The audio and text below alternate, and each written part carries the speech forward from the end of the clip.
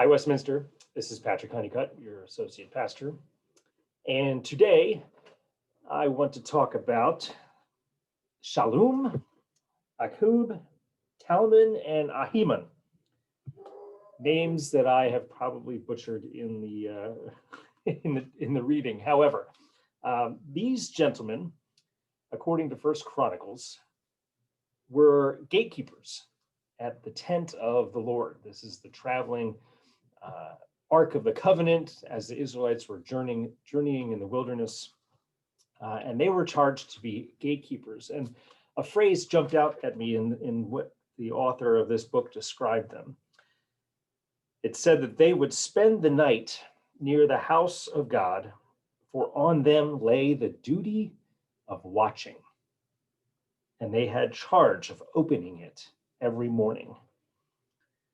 These gentlemen, the gatekeepers, had on them the duty of watching.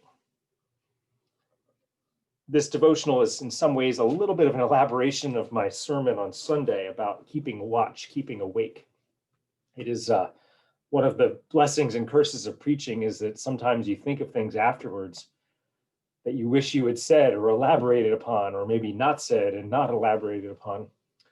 However, I would have liked to have spent a little more time talking about what it means to keep awake and watch, and what maybe you and I can do as we try to stay awake and alert in Advent for the incarnational love and energy and presence of Christ in our world, both that which we can experience now in our bodies and in the matter that is with us, and also anticipating that which is coming, which is a central part of our faith.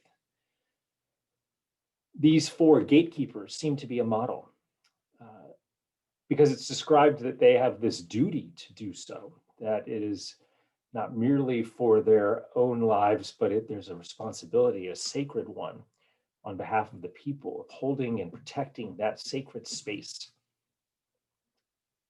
We think of our religion as private, and in many ways it is, of course.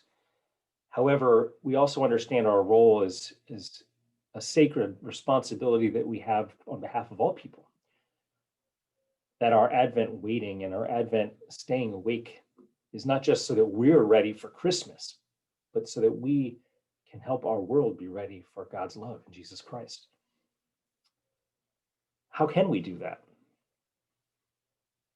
I tend to think and hope and believe that we don't have to look for grand gestures, that pretty much everything we do can be an act of waiting and keeping awake. Every chore, every activity, every encounter can be a spiritual practice.